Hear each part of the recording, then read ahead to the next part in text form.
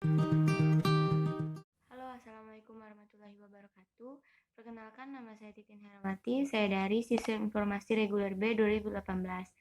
Nah, di sini untuk memenuhi tugas mata kuliah Manajemen Proyek Sistem Informasi pada materi Cost and Benefit, saya akan menjelaskan tentang Cost and Benefit pada studi kasus Sistem Informasi Akademik SLTP Al-Syukro Ciputat.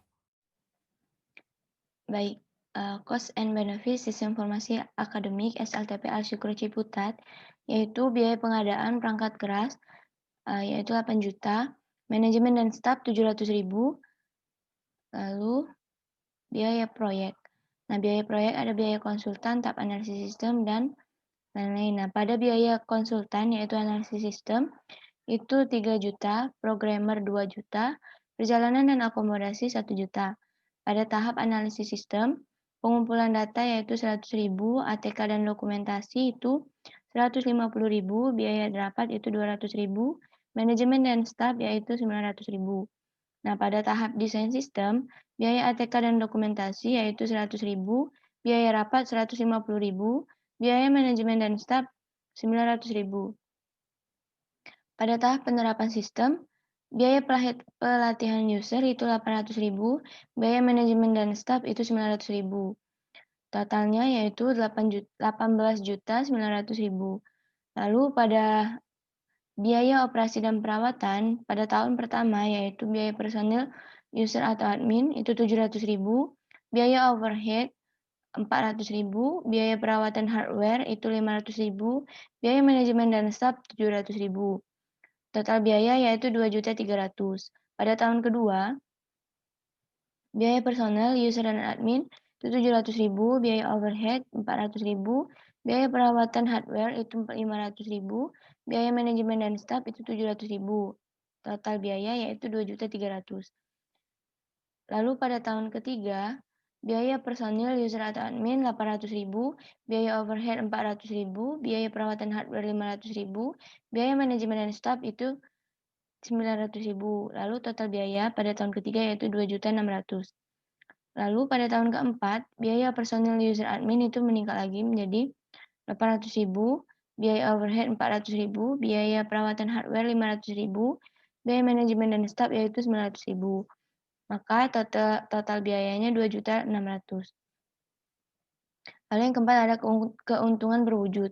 Keuntungan berwujud pada tahun pertama yaitu pengurangan biaya operasional 400.000, lalu pengurangan biaya karena kesalahan proses itu 500.000, pengurangan biaya telekomunikasi itu 3.500.000. Lalu total wujudnya yaitu 8 juta. Pada tahun kedua, pengurangan biaya operasionalnya 4 juta, pengurangan biaya karena kesalahan proses itu 500.000, pengurangan biaya telekomunikasi 5 juta. Lalu pada tahun totalnya yaitu 10 juta. Lalu pada tahun ketiga, pengurangan biaya operasional menjadi 4.500.000, pengurangan biaya karena kesalahan operasi itu 500.000, pengurangan biaya telekomunikasinya jadi 5.500.000 dengan total 10.500.000. Pada tahun keempat, pengurangan biaya operasional yaitu 4.500.000, pengurangan biaya karena kesalahan proses 500.000, pengurangan biaya karena telekomunikasi yaitu 6.500.000 dengan total 11.500.000. Lalu keuntungan tidak berwujudnya yaitu peningkatan layanan kepada pengguna pada tahun pertama 2.500.000, lalu peningkatan kepuasan kerja karyawan pada tahun pertama 500.000, peningkatan kualitas keputusan manajemen 200.000, lalu total tak wujudnya yaitu 5 juta. Nah, pada tahun kedua, peningkatan layanan kepada pengguna 4 juta, peningkatan kepuasan kerja karyawan atau staf itu 500.000, peningkatan kualitas keputusan manajemen 3.500.000. Pada tahun ketiga dengan total 8 juta. Pada tahun ketiga, peningkatan layanan kepada pengguna yaitu 5 juta, peningkatan kepuasan kerja karyawan yaitu 500.000, peningkatan kualitas keputusan manajemen yaitu 3.500.000 dengan total 9 juta. Nah, pada tahun keempat yaitu peningkatan layanan kepada pengguna 6.500.000, peningkatan kepuasan kerja karyawan yaitu 500.000, peningkatan kualitas keputusan manajemen yaitu 3.500.000 dengan total 10.500.000. Lalu pada total manfaat yaitu 13 juta pada tahun kedua, pada tahun pertama, lalu 18 juta pada tahun kedua, 19.500.000 pada tahun ketiga, 23 juta pada tahun keempat. Lalu proses atau selisih total manfaat dan juga total biaya. Pada tahun pertama yaitu 10.700.000, pada tahun kedua 15.700.000, pada tahun ketiga 16.900.000, pada tahun keempat yaitu 20.700.000. Lalu dihitung nilai payback period-nya yaitu total biaya pengadaan sistem pada tahun ke-0 itu 18.900.000. Nah, lalu pada tahun ke-1 pada tahun 1 yaitu 10.700.000. Lalu sisa biaya sistem pada tahun ke-1 yaitu 8.200.000.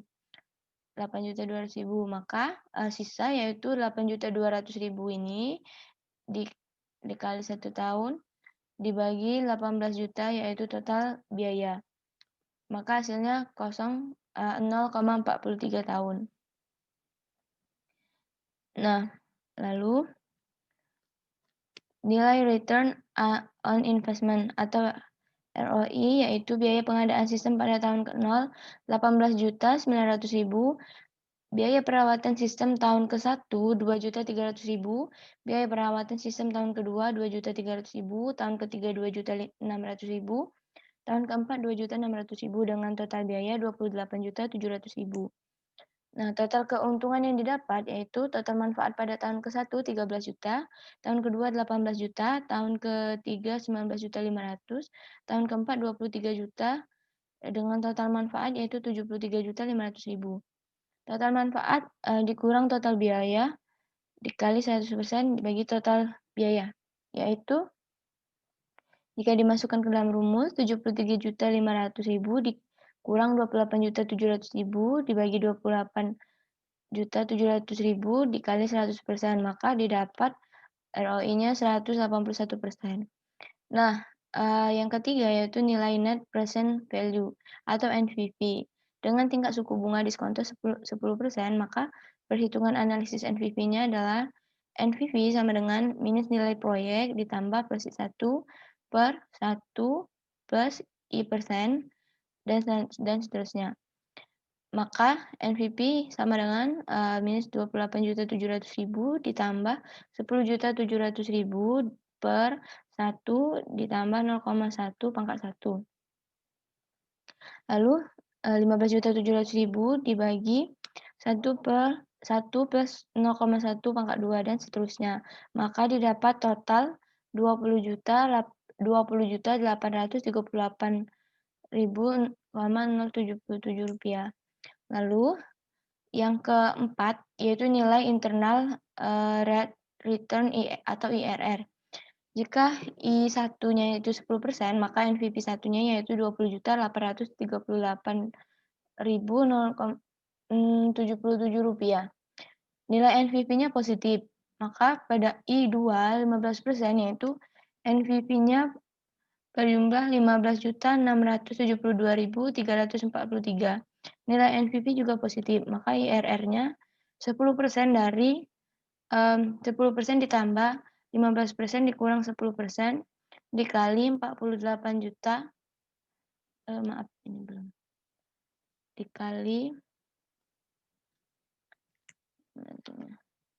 dikali 20.838.077 rupiah dibagi NPV 1 dikurang NPV 2, maka didapat hasil yaitu 10,2%. Maka kesimpulan dari cost and benefit ini yaitu payback periode sudah dapat dicapai pada tahun kedua. Secara detail adalah 2,3 tahun. Jadi pada rancangan sistem ini akan mencapai titik impas break even point pada waktu 2,3 tahun yang berarti bahwa pada tahun ketiga perusahaan mulai dapat mengambil keuntungan pada hari sistem tersebut. Lalu sistem ini akan memberikan keuntungan pada tahun ketiga sebesar 181% dari biaya pengembangannya. Sehingga sistem ini layak digunakan bagi sekolah ini. Jumlah keuntungan yang diterima sekarang oleh perusahaan pada tahun ketiga apabila sistem ini diterapkan yaitu Rp20.838.077 atau NPV-nya lebih besar dari nol, maka proyek tersebut dapat dilaksanakan. IRR-nya yaitu 10,2%, artinya proyek ini akan menghasilkan keuntungan dengan tingkat bunga 10,2% per tahun. Apabila tingkat bunga pengembalian rate of return-nya itu yang diinginkan 10% per tahun, maka IRR lebih besar dari 10%. Dengan kata lain, proyek dapat diterima. Sekian penjelasan mengenai cost and benefit pada SLTP siklus Ciputat. Terima kasih atas perhatiannya. Assalamualaikum warahmatullahi wabarakatuh.